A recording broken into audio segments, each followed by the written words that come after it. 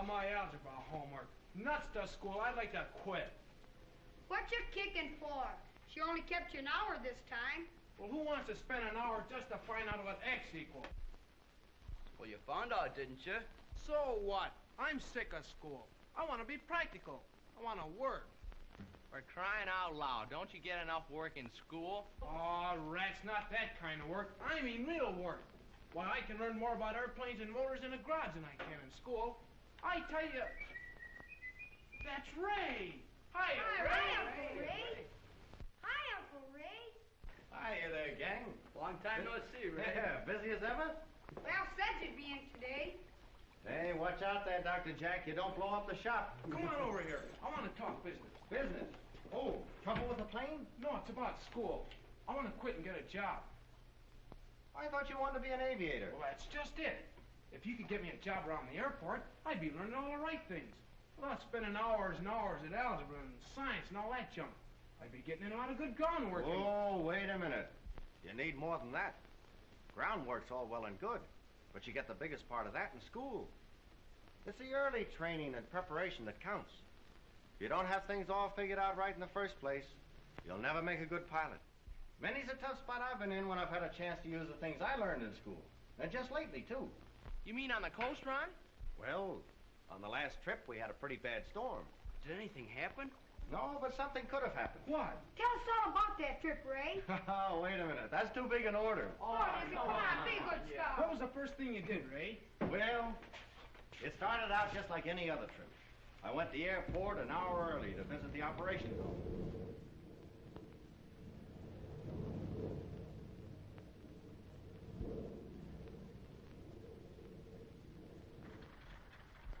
I looked over the weather conditions, planning my route ahead of the trip.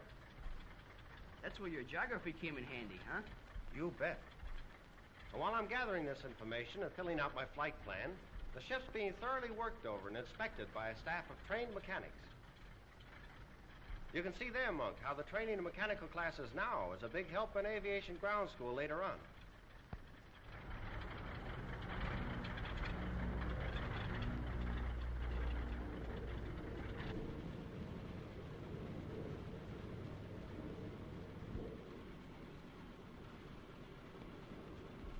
And then I report to the dispatcher and test the radio. Plane number 101 on the ramp. On day frequency, go ahead. 101 on ramp, test okay. Plane number 101 to WBEK. What's the wind? Go ahead. WBEK to 101, wind south 4, use runway number 3. Okay, WBEK.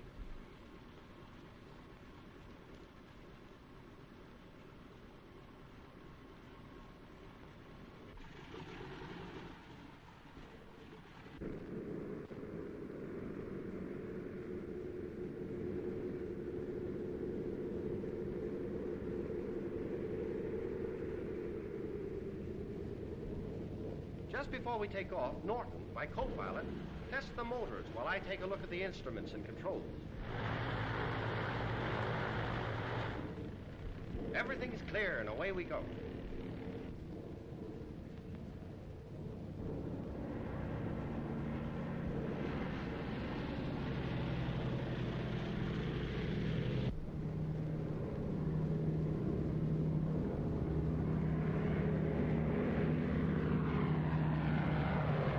Controls, Norton and I are busy with the flight log and flight observation report.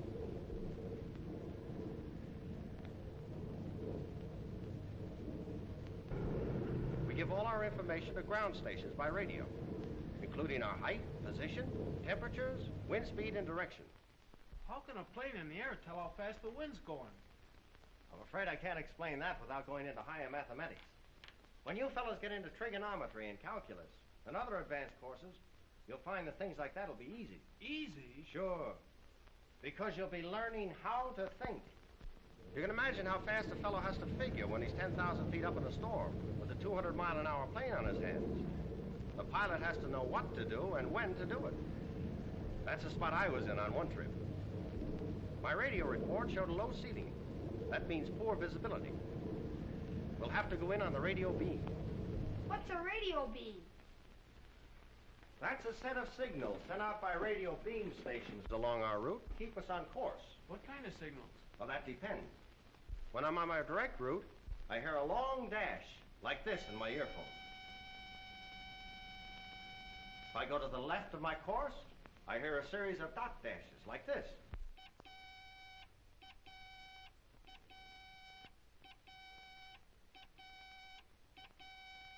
If I go to the right, I hear a series of dash dots.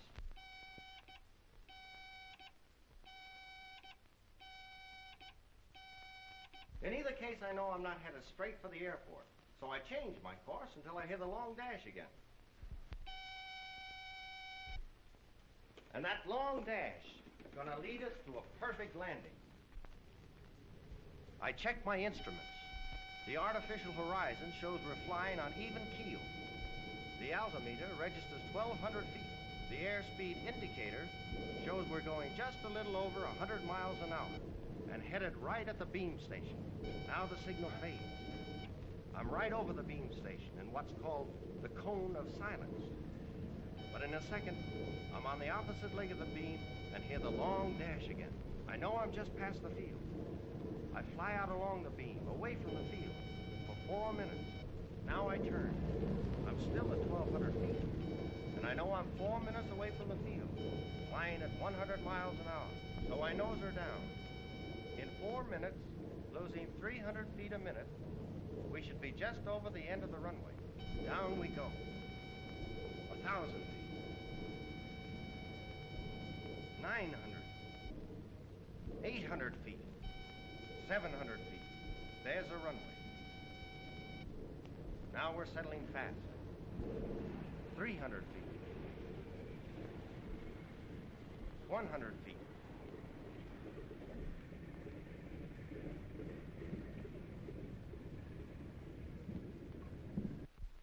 She's down. And there we are. Gosh, must take a lot of studying to be a pilot. You bet it takes a lot of studying and years of intensive schooling. Most pilots come from Army and Navy flying schools, and they have to have at least 2 years of college to get in there.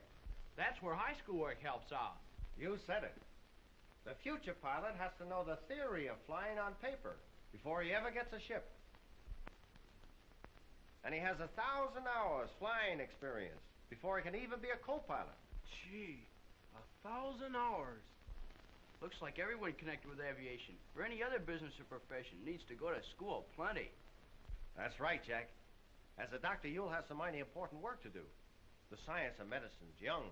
It has new men and new ideas, but it needs more. With the proper training, you'll be sitting on top of the world someday. And that's true of every one of you.